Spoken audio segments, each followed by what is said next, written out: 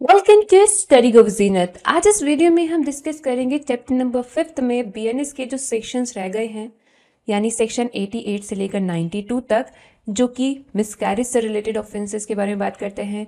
Section 93 से 99 तक, जो कि चाइल्ड के अगेंस्ट कुछ स्पेसिफिक टाइप के ऑफेंसेस की बात करते हैं।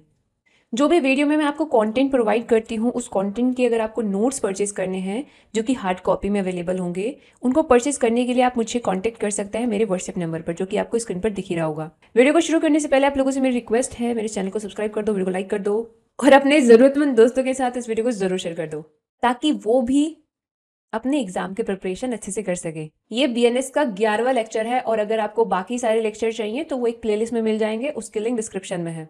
एक बार बीएनएस कंप्लीट हो जाए उसके बाद मैं बीएनएसएस भी आपका शुरू करवाऊंगी। आप ना मेरा टेलीग्राम चैनल है स्टडी को विजिट, तो उसको भी ज्वाइन करके रखो, वहाँ पे मैं काफ़ी सारी चीज़ों की अपडेट देती रहती हूँ, ठीक है। तो चलिए अब शुरू करते हैं आज का video. Section 88 of BNS causing miscarriage वाले ऑफेंस के बारे में बात करता है। इसको हम क्रिमिनल अबॉर्शन भी कह सकते हैं, ठीक है, इन अदर टर्म्स। तो ये कहता क्या है? ये कहता है कि जो वुमन है विद चाइल्ड, इसका मतलब क्या है? इसका मतलब है जो प्रेग्नेंट वुमन है उसका जो कोई भी वॉलेंटरली करवाएगा मिसकैरेज, वो महिला भी हो सकती है कि खुद चली गई और करवा लिया मिसकैरेज, या फिर उसका पति उसको लेकर गया है मिसकैरेज करवाने।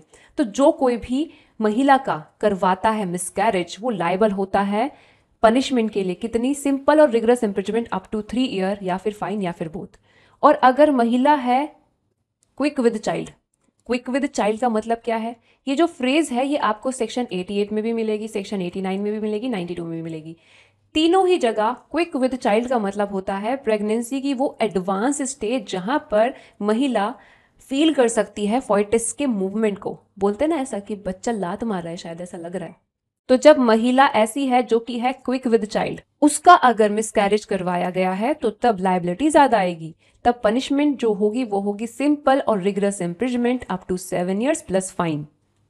सेक्शन 88 ऑफ बीएनएस में एक महिला खुद जाकर जब करवा रही है अबॉर्शन, बोले तो मिसकैरेज, तो वो यहाँ पर प्रिंसिपल ऑफेंडर के रूप में देखी जाती है, डायरेक्टली वो पनिशमेंट के लिए लायबल होती है। साथ में अगर उसका हस्बैंड उसको जा रहा है लेके, तो तब वो भी यहाँ पर सेक्शन 88 ऑफ बीएनएस के दायरे में आ जाता है। इसके अलावा जो कोई भी इस चीज़ में मदद करता है, फैसिलिटेट करता है, लाइक डॉक्टर वगैरह हो गए, तो वो फिर लायबल होते हैं किसके लिए? अबैटमेंट वाले ऑफेंस के लिए। वो लायबल होते हैं for the abatement of miscarriage under section 88, read with section 49 of BNS. इसके अलावा जो ये क्रिमिनल अबॉर्शन होता है सेक्शन 88 वाला, अगर इसको करने के लिए सारे स्टेप ले गए बट ये हो नहीं पाया, ये विफल हो गया, तो ये सिर्फ अटेम्प्ट की स्टेज में रह जाएगा, तो इसका अटेम्प्ट भी पनिशेबल होता है under section 88 of BNS, read with section 62 of BNS. लेकिन यहाँ पे कुछ एक्सेप्शन है सेक्शन 88 ऑफ बीएनएस के, जैसे कि पहला यही कि अगर गुड फेथ में मिसकैरेज करवाया गया था महिला की लाइफ को सेव करने के लिए, तो तब सेक्शन 88 ऑफ बीएनएस में क्रिमिनल लायबिलिटी नहीं आएगी। दूसरा एक्सेप्शन है सेक्शन 88 ऑफ बीएनएस का medical termination of pregnancy act 1971, जो कि इलीगल अबॉर्शन को रिड्यूस करता है और साथ ही ग्रांट करता है महिलाओं को right to privacy and reproductive autonomy. और इस राइट में इंक्लूड होता है महिलाओं का ये डिसाइड करने का राइट कि उनको बच्चा चाहिए या नहीं चाहिए। लाइक सुचिता श्रीवास्तव वर्सेस चंडीगढ़ एडमिनिस्ट्रेशन का जो केस था, इस केस में एक रेप विक्टिम ने ये डिसीजन लिया था कि वो माँ बनना चाहती है, वो बच्चे को रखना चाहती है, वो अबॉर्शन नहीं कराना चाहती है। तो ये महिला का राइट है अंडर आर्टिकल 21। इस राइट को हम कह सकते हैं राइट टू रिप्रोडक्टिव ऑटोनॉमी। और इस राइट को justice KS. Puttaswamy versus union of India 2017 के केस में भी रिकॉग्नाइज किया गया था। इसीलिए जो आपका एमटीपी एक्ट है उसका आप सेक्शन 3 पढ़ोगे, जिसमें आपको समझ में आएगा कि कौन कौन सी परिस्थितियां हैं जहां पर मेडिकल टर्मिनेशन प्रेगनेंसी का अलाउड है।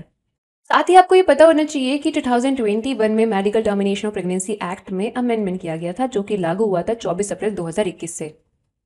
तो पहले तो सेक्शन नंबर 3 में जो लिमिट मेंशन थी कि किस टाइम ड्यूरेशन तक करवाया जा सकता है मेडिकल टर्मिनेशन ऑफ प्रेगनेंसी, यहां पर इसके बजाय पहले होता था 12 वीक्स और इस अपर लिमिट के बजाय होता था 20 वीक्स। तो अब 12 की जगह कर दिया है 20 वीक्स और 20 वीक्स के बजाय कर दिया है 24 वीक्स। बाकी कारण क्या होते हैं ऐसे जिनमें अलाउ किया जाता है मेडिकल टर्मिनेशन ऑफ प्रेगनेंसी, वो आप यहाँ पर पढ़ सकते हो। तो भले ही कुछ सर्टेन पीरियड तक की जो प्रेगनेंसी है उसको टर्मिनेट करवाया जाना कुछ परिस्थितियों में अलाउ किया जा रहा है medical termination of pregnancy act में, बट देखने को पता क्या मिलता था कि जब एक मैरिड वुमन करवाने जा रही है अबॉर्शन तब तो कोई दिक्कत नहीं आ रही है, लेकिन जब एक अनमैरिड वुमन जा रही है करवाने तो तब उसको मना कर दिया जा रहा है। तो इस चीज़ के लिए सुप्रीम कोर्ट ने X versus principal secretary health and family welfare department government of NCT of Delhi 2022 के केस में कहा कि अगर किसी अनमैरिड वुमन को डिनाई किया जाता है यानी कि उसके राइट टू सेफ अबॉर्शन से, तो तब ये चीज़ मानी जाएगी कि अंडर आर्टिकल 21 जो उसको पर्सनल ऑटोनॉमी का राइट मिला हुआ है, जो उसको फ्रीडम है रिप्रोडक्टिव चॉइस की, ये चीज़ है उसका वायलेशन। इसके अलावा दिल्ली हाई कोर्ट ने Sangeeta Thapa versus government of NCT of Delhi 2022 के केस में due to some fatal abnormalities 22 weeks वाली प्रेगनेंसी के मेडिकल टर्मिनेशन को अलाउ किया था। तो यहाँ पे आपका सेक्शन नंबर 88 बीएनएस का कंप्लीट होता है, जिसके साथ साथ हमने एमटीपी एक्ट के ऊपर भी नजर मार ली। और सेक्शन 88 ऑफ बीएनएस में केस तब फॉल होता है जब जो मिसकैरेज है वो करवाया जा रहा है महिला की कंसेंट से। लेकिन अगर महिला की कंसेंट नहीं है और चाहे महिला क्विक विद चाइल्ड है या क्विक विद चाइल्ड नहीं है, तो इन दैट सिचुएशन जो मिसकैरेज करवाया जाता है उसके लिए सेक्शन नंबर 89 ऑफ बीएनएस में पनिशमेंट ज़्यादा है। कितनी पनिशमेंट? इम्प्रिजमेंट फॉर लाइफ या फिर सिंपल और rigorous imprisonment extendable up to 10 years plus fine.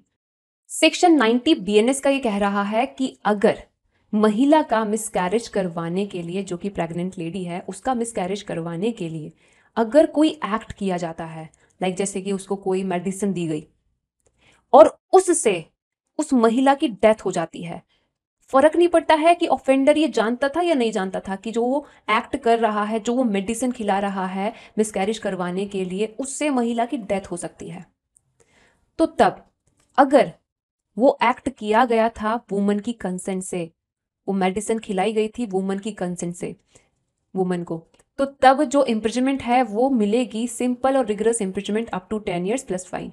वहीं अगर वुमन की कंसेंट के बिना ऐसा किया जा रहा था तो तब पनिशमेंट मिलेगी इम्प्रिजमेंट फॉर लाइफ या फिर सिंपल और rigorous imprisonment up to 10 year plus fine. तो ये हो गया आपका सेक्शन 90। सेक्शन नंबर 91 उस एक्ट की बात करता है जो कि किया जा रहा है before the birth of child. किस इंटेंशन से? इस इंटेंशन से ताकि जो बच्चा है वो जिंदा ना पैदा होए या फिर पैदा होते ही मर जाए। तो तब उस एक्ट के लिए पनिशमेंट है सिंपल और rigorous imprisonment up to 10 years या फिर फाइन या फिर बोथ। लेकिन अगर वो एक्ट किया गया था in good faith to save the life of the mother, तो तब लाइबिलिटी नहीं आएगी सेक्शन 91 में। सेक्शन 92 ऑफ बीएनएस को समझने के लिए आपको पता होना चाहिए सेक्शन 100 ऑफ बीएनएस, जिसमें बताया हुआ है कल्पेबल होमिसाइड की डेफिनेशन। इसमें दे रखा है एक एक्सप्लेनेशन नंबर 3। तो ये आपको पता होना चाहिए। ये क्या कहता है? ये कहता ये है कि अगर जो चाइल्ड है उसकी डेथ कॉज करी जा रही है मदर के वॉम में, तब तो वो कॉजिंग मिसकैरेज टाइप हो गया, ठीक है। लेकिन अगर उसकी डेथ कॉज करी जाती है तब जब उसका कोई भी पार्ट मदर वॉम से बाहर आ जाए, भले ही वो कंप्लीटली बाहर आया हो या ना आया हो, भले ही वो सांस लिया हो या ना लिया हो, जैसे उसका कोई भी पार्ट मदर वॉम से बाहर आता है उसकी तब अगर डेथ कॉज करी जाती है तो तब वो होता है कल्पेबल होमिसाइड। तो उसी कॉन्टेक्स्ट में सेक्शन 92 में कह रहे हैं कि अगर डेथ कॉज की जाती है क्विक अनबॉर्न चाइल्ड की ऐसे सर्कमस्टांसेस में जब वो एक्ट होगा कल्पेबल होमिसाइड और उसकी वजह से डेथ हो जाती है अनबॉर्न चाइल्ड की, तो तब जो पनिशमेंट है वो मिलेगी सिंपल और rigorous imprisonment up to 10 years plus fine. अब सेक्शन 93 से 99 तक चाइल्ड के अगेंस्ट ऑफेंसेस आपके शुरू हो जाते हैं। तो सबसे पहले सेक्शन 93 जो है बीएनएस का, ये कहता है कि अगर 12 साल से कम उम्र के बच्चे को उसके माँ बाप या फिर जिनकी केयर में वो बच्चा दिया हुआ है वो क्या कर दे, अगर एक्सपोज कर दे या छोड़ दे किसी जगह पर, किस इंटेंशन से? उसको अबंडन करने की इंटेंशन से, तो तब वो पनिशमेंट के रिलायबल होंगे सिंपल या rigorous imprisonment up to 7 years fine या फिर बोथ। फॉर एग्जाम्पल, जैसे कि पुराने टाइम पे ऐसा नहीं होता था कि किसी के घर में लड़की पैदा होगी तो मंदिर के बाहर छोड़ दिया, जंगल में छोड़ दिया, डस्टबिन में छोड़ दिया, तो उसी परिस्थिति को सेक्शन 93 पनिशेबल बना रहा है। यहाँ पर सिर्फ इसलिए पनिशमेंट मिल रही है कि उसको उन्होंने अबंडन कर दिया है। अगर अबंडन करने के बाद चाइल्ड का मर्डर हो जाता है या कल्पेबल होमिसाइड हो जाती है, जिसके पीछे रीजन होता है यही कि उसको बाहर छोड़ दिया गया था, तो तब ऑफेंडर को मर्डर या फिर कल्पेबल होमिसाइड जो भी हुआ है बच्चे का, उसके लिए ट्राई किया जा सकेगा। वो चीज अलग रहेगी। ओके। सेक्शन नंबर 94 ये कहता है बीएनएस का कि अगर किसी बच्चे की डेड बॉडी का सीक्रेटली कफन दफन अगर किया जाए या किसी और तरीके से निपटारा किया जाए, किस इंटेंशन से? उस बच्चे की बर्थ को छुपाने की इंटेंशन से, चाहे वो बच्चा मरा है पैदा होने से पहले या पैदा होने के बाद या पैदा होते हुए, तो जो कोई भी उसका सीक्रेटली कफन दफन करेगा, उसकी डेड बॉडी का निपटारा करेगा किसी और तरीके से, तो तब वो यहाँ पर सेक्शन नंबर 94 में लायबल होगा सिंपल और rigorous imprisonment up to 2 years के लिए, या फिर फाइन के लिए, या फिर बोथ। सेक्शन 95 आपका इंपॉर्टेंट हो जाता है क्योंकि ये आपका न्यूली एडेड प्रोविजन है। ये सेक्शन क्या कहता है? ये कहता है कि जो कोई भी क्या करता है, किसी बच्चे को कोई ऑफेंस कमिट करने के लिए हायर करता है, एम्प्लॉय करता है, इंगेज करता है। यहाँ पर जो हायरिंग, एम्प्लॉइंग और इंगेजमेंट किया जा रहा है बच्चे का किसी ऑफेंस को कमिट करने के लिए, इसमें इन्वॉल्व है बच्चे का सेक्सुअल एक्सप्लॉयटेशन किया जाना या प्रोनोग्राफी के लिए यूज किया जाना। तो जो कोई भी हायरिंग कर रहा है, एम्प्लॉयमेंट कर रहा है, इंगेजमेंट कर रहा है, उसके लिए यहाँ पर पनिशमेंट बता रखी है सिंपल या फिर rigorous imprisonment not less than 3 years but extendable up to 10 years plus fine. वही अगर वो ऑफेंस कमिट कर दिया जाए जिसके लिए बच्चे को हायर किया गया, एम्प्लॉय किया गया, इंगेज किया गया, तो उस ऑफेंस की जो पनिशमेंट है उसके लिए वो पर्सन ऐसे ही लायबल होगा जैसे कि उसने वो खुद ही किया है।